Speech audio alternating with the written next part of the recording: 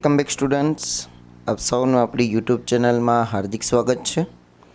વિદ્યાર્થી મિત્રો, આપણે આ વિડીયોની અંદર ધોરણ 9 વિષય વિજ્ઞાન જે તમારી એકમ કસોટી લેવાની છે 25 તારીખના રોજ, એના માટેના મોસ્ટ એમપી પ્રશ્નો અને એમાંથી આપણે વિભાગ એનું સોલ્યુશન પણ તમને અહીંયા સાથે સાથે કરાવીશું.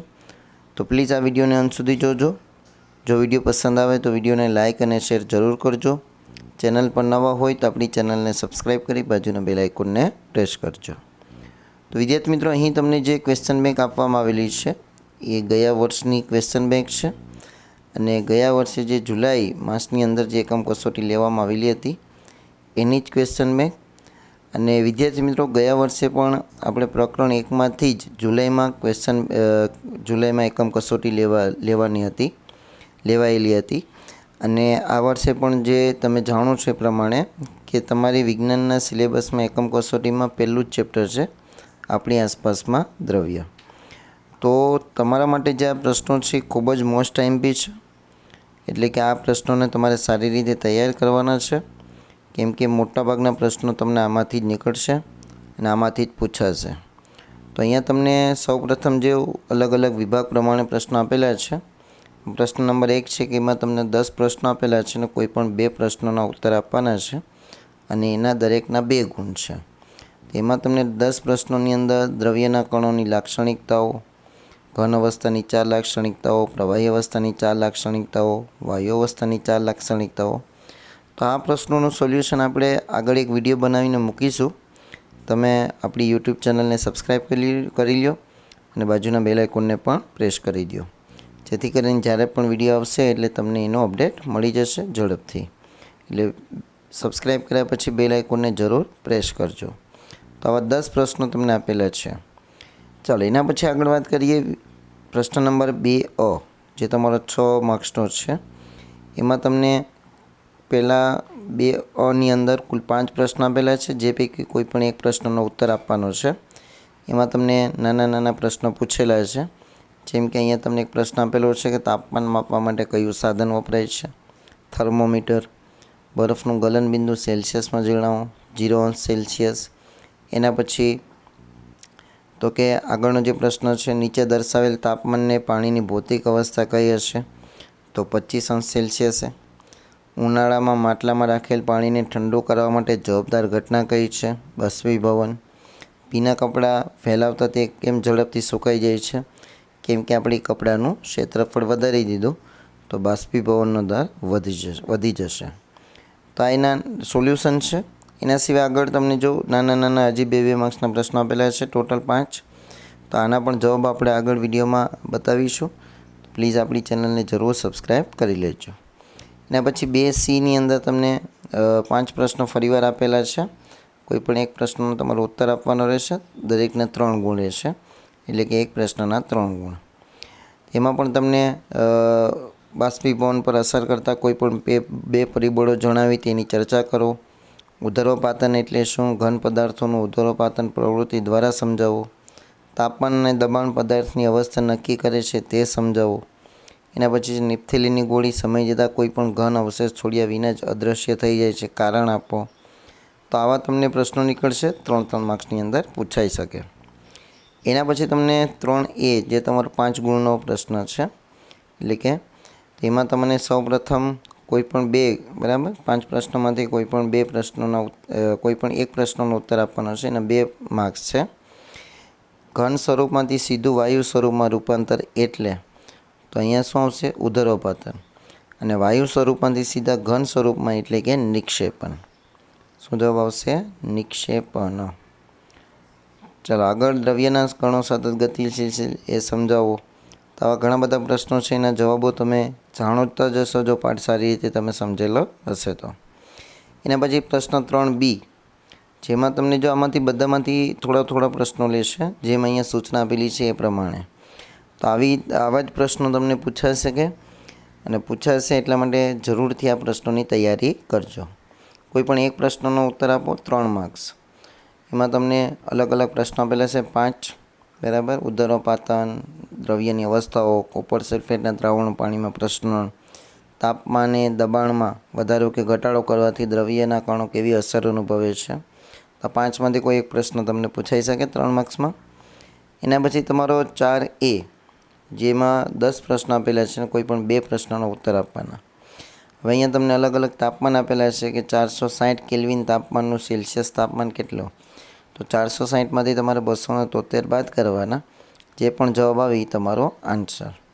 298 કેલ્વિન તાપમાને પાણીની ભૌતિક અવસ્થા કઈ હશે? તો 298ને પહેલાં તમારે કેમાં ફેરવવાના રહેશે? સેલ્સિયસમાં. તો કેલ્વિનમાંથી જો સેલ્સિયસમાં ફેરવવું હોય તો તમારે -273 કરવાના. તો આમાંથી પણ -273, આમાંથી પણ -273. ચાલો, 25 સેલ્સિયસ અને કેલ્વિનમાં ફેરવવા હોય તો એનો જવાબ આવશે 298 કેલ્વિન. કેમ કે સેલ્સિયસમાંથી જો કેલ્વિનમાં જવું હોય તો +273 કરશો. ચાલો, આગળના પ્રશ્ન જે પાણી ઘનતા ખાલી જગ્યા સેલ્સિયસે મહત્તમ હોય છે 4 ડિગ્રીએ, બરાબર. સામાન્ય તાપમાને પાણીનું ઉત્કલન બિંદુ કેટલું હોય છે? 100 સેલ્સિયસ. બરફનું ઉત્કલન બિંદુ કેલ્વિનમાં કેટલું થશે? તો કે 273.16 કેલ્વિન, બરાબર. તો અહીંયા 273.16 જવાબ આવશે. એવી રીતે તમને અહીંયા અલગ અલગ તાપમાનને કેલ્વિનમાં અને સેલ્સિયસમાં ફેરવવાની વાત છે. તો જો કેલ્વિનમાંથી સેલ્સિયસમાં જવું હોય વિદ્યાર્થી મિત્રો તો -273 કરજો, એટલે 400માંથી -273 જાય તો સેલ્સિયસમાં કેટલો જવાબ આવશે? 127. 200 સેલ્સિયસ તાપમાનને અંશ કેલ્વિનમાં ફેરવો તો આમાં +273 કરવાના. તો 200 + 273 એટલે કેટલા જવાબ આવશે? અહીંયા 8માં 473 કેલ્વિન. એવી રીતે 9માં છે -200 સેલ્સિયસ તાપમાનને અંશ કેલ્વિનમાં ફેરવો. એટલે કે આપણે સેલ્સિયસમાંથી કેમાં ફેરવવાનું છે? કેલ્વિનમાં. તો માઇનસમાંથી -200 અને કેલ્વિનમાં જવું હોય તો આપણે 273 પ્લસ કરવાના. તો જવાબ શું આવશે આપણો? 73 કેલ્વિન. કેમ કે જો અહીંયા 273 માઇનસ છે, આ +273 છે, તો અહીંયા આપણે બાદબાકી થશે, એક પ્લસ અને એક માઇનસ હોય તો 273માંથી 200 જાય તો કેટલા વધશે? 73. ચલો આગળ 625 કેલ્વિન તાપમાનને અંશ સેલ્સિયસમાં ફેરવો. એટલે કે 625માંથી તમારે -273 કરવાના. એક વખત પ્લસ કરવાના આવશે, એક વખત માઇનસ કરવાના આવશે. ચાલો, એના પછીના જે પ્રશ્નો તમને આપેલા છે 3 માર્ક્સના છે, બરાબર. અહીંયા પણ તમને આ પ્રશ્ન સાવ સહેલો આપેલો છે. 3 તાપમાન છે એને કેલ્વિનમાં રૂપાંતર કરીને ઉતરતા ક્રમમાં લખો. ઉતરતાનો મતલબ એ થશે કે પહેલાં મોટું તાપમાન, એના પછી નીચું, પછી એનાથી નીચું, એવી રીતે અહીંયા નીચે દર્શાવેલ આકૃતિ ABCDEF અને રૂપાંતરને નામાંકિત કરો.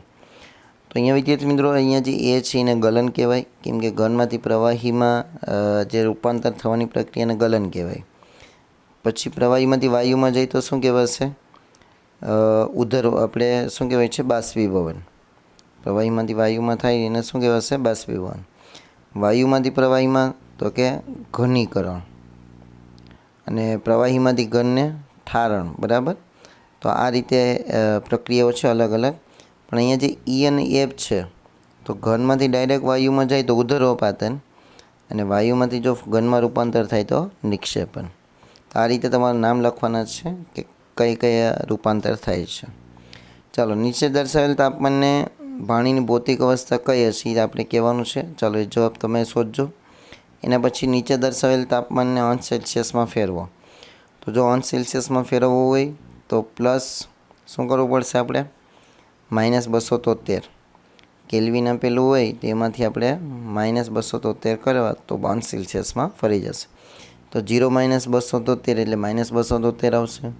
પછી 300માંથી તમારે -273 કરવાના, 573માંથી -273 કરવાના.